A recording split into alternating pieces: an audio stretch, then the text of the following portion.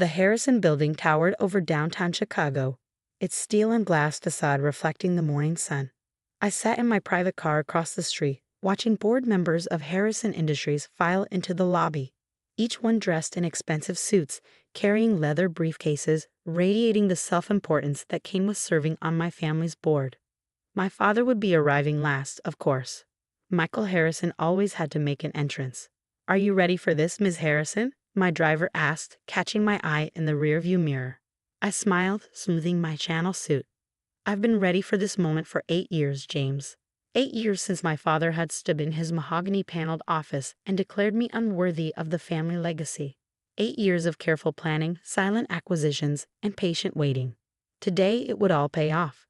The memory of that day still burned clear as crystal. I'd been 24, armed with an MBA from Stanford and ideas about modernizing Harrison Industries for the digital age.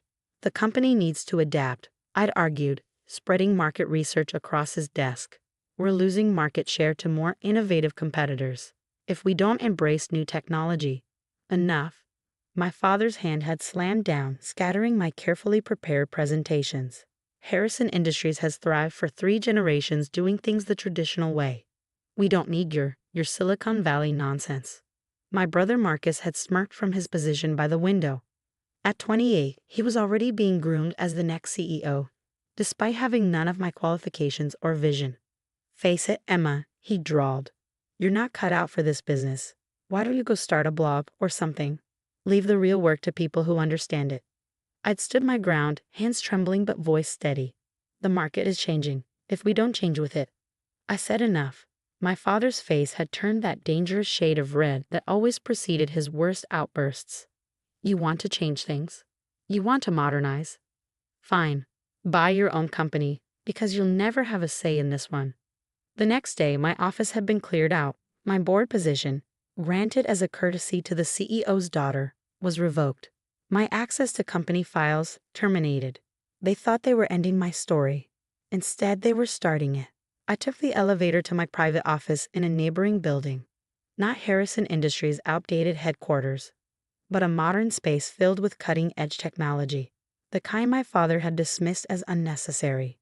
"Morning, Ms. Blake," my assistant greeted me, using the name I'd adopted to hide my identity these past 8 years. The final share transfers were confirmed overnight. "You now own 52% of Harrison Industries' voting stock." I nodded, scanning the documents she handed me. 8 years of careful moves, buying shares through shell companies, working through intermediaries. My father and brother had been so busy protecting the company from obvious threats, they never noticed the quiet accumulation of power happening right under their noses. "Has the board been notified of the emergency meeting?" "Yes, ma'am. They're gathering now. Your father is quite agitated about not knowing the buyer's identity." I allowed myself a small smile. "I imagine he is." My phone buzzed. Marcus calling. I let it go to voicemail, already knowing what he'd say. The same thing he'd been saying since the mysterious share acquisitions began. That he'd find who was behind it. That no one could take Harrison Industries from the Harrison family. He had no idea his own sister had already done exactly that.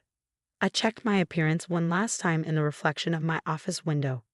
Gone was the eager young woman with dreams of modernizing her family's company. In her place stood someone harder. Someone who learned that sometimes you have to break something completely to rebuild it properly. "The car's waiting," my assistant announced. "Are you ready to face them?" I picked up my briefcase, containing documents that would remake Harrison Industries from the ground up. I've been ready for 8 years. The drive to Harrison Industries took exactly 6 minutes. In that time, I thought about everything that had led to this moment. The nights spent studying market patterns while my father and brother attended charity galas. The careful cultivation of allies in the business world who never knew my real identity. The fortune I'd built independently just so I could finally take back what should have been mine by right. My father had told me to buy my own company if I wanted to make changes. So I had. I just decided to buy his. As my car pulled up to the Harrison building, I saw my father's signature Mercedes already parked in his reserved spot. The CEO's spot. I smiled, knowing it wouldn't be his for much longer. The security guard nodded to me as I crossed the lobby. He didn't recognize the CEO's banished daughter in the confident woman striding past him. The elevator ride to the top floor gave me one last moment of reflection. I thought about the day after I'd been thrown out, when I'd sat in a small coffee shop planning my revenge. I could have exposed the company's weaknesses to competitors, could have gone to the press with insider knowledge of questionable practices, could have done any number of things to hurt them quickly. Instead, I'd chosen patience. I'd built my own technology company specialized in exactly the kinds of innovation Harrison Industries needed. I'd made it successful enough to fund my gradual acquisition of my family's company, and I'd done it all under a different name, becoming the kind of anonymous investor that my father feared most. The elevator doors opened onto the executive floor. Through the glass walls of the boardroom, I could see them all assembled.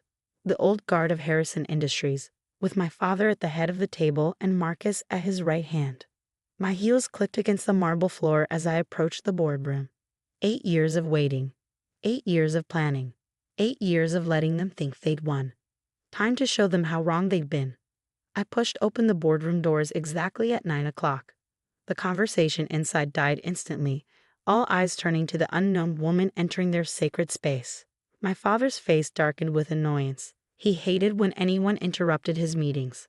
"Excuse me," Marcus called out, "but this is a private board meeting." "Oh, I know exactly what this is," I replied smoothly, walking to the head of the table. "Emergency session call to discuss the recent acquisition of controlling shares in Harrison Industries by Blake Technologies." I set my briefcase down, enjoying their confused expressions. "I'm here to represent the buyer." My father stood up, his face reddening. "Now see here, we don't know who your employer thinks they are, but Harrison Industries is a family company." I corrected, finally allowing myself to smile. Harrison Industries was a family company, now it belongs to me. The room fell silent. Then Marcus laughed, sharp and dismissive. "You? And who exactly are you?" I turned to face them fully, watching as recognition slowly dawned in their eyes. "Don't you recognize me, big brother? 8 years is a long time, but surely you remember the sister you helped throw away." "Emma?" My father's voice cracked. He fell back into his chair, face draining of color. This is impossible." "Impossible?" I raised an eyebrow. Like modernizing the company was impossible? Like competing in the digital age was impossible? I opened my briefcase, pulling out documents. "I believe you told me to buy my own company if I wanted to make changes. So I did. I just decided to buy yours instead." Marcus lunged for the papers, scanning them with increasingly frantic eyes. "These acquisitions. Blake Technologies. You're Catherine Blake." "The same." I enjoyed watching him process this information. "The tech entrepreneur you've been dismissing as an upstart threat for the past 5 years? That was me. The innovative competitor stealing your market share, also me." My father found his voice again. "You can't do this. The board won't allow." "The board doesn't have a choice." I cut him off.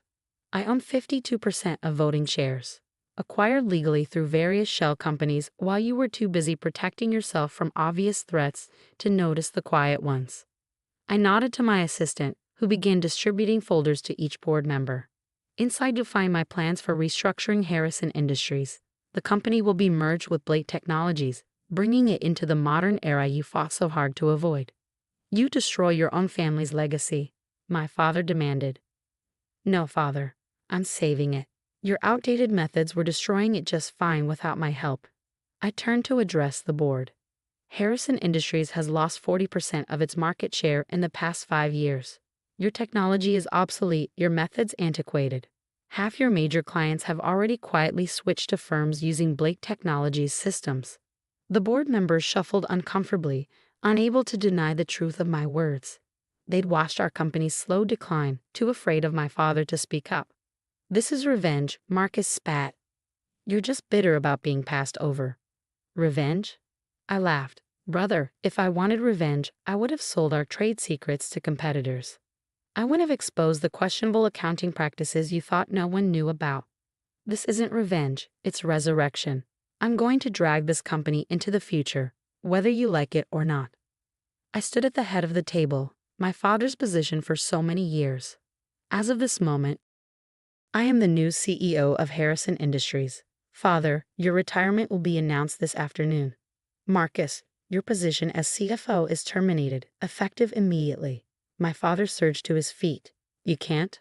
"I can, and I have." I met his eyes steadily. You told me I'd never be worthy of this company. Now I own it outright.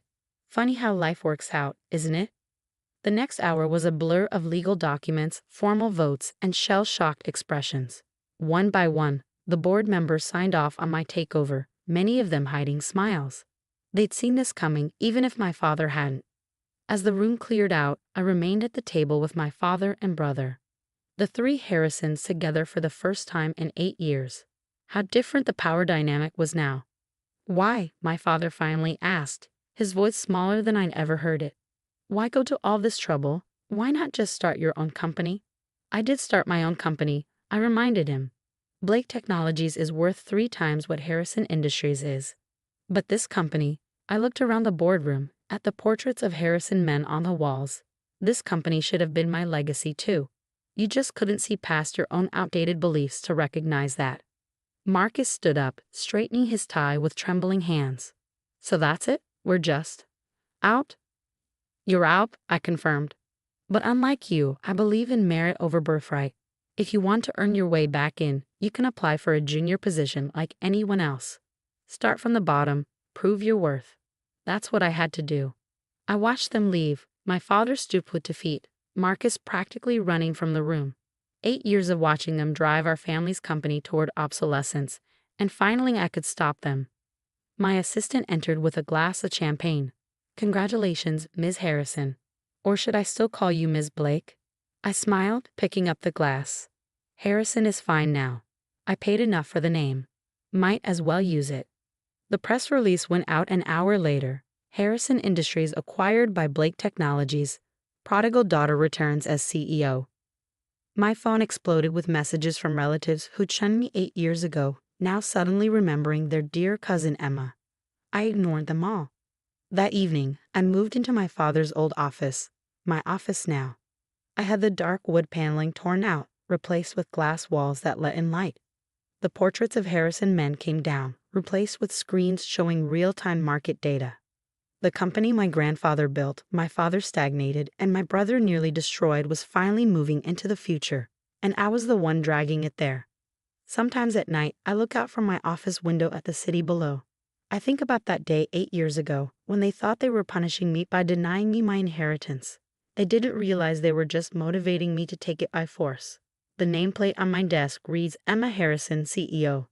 Below it, I keep the words my father spoke 8 years ago: "You'll never be worthy of this company." I proved him wrong in the most absolute way possible. I didn't just become worthy of his company, I became worthy enough to take it from him. The view from the top isn't about looking down on those who hurt you. It's about looking forward to where you're going to take the company they thought you'd never have. And sometimes, the best revenge isn't just success. It's success so complete that they have to read about it in the Wall Street Journal while clearing out their corner offices. The daughter they said would never be worthy now owns every share they ever had. That's not just revenge. That's evolution.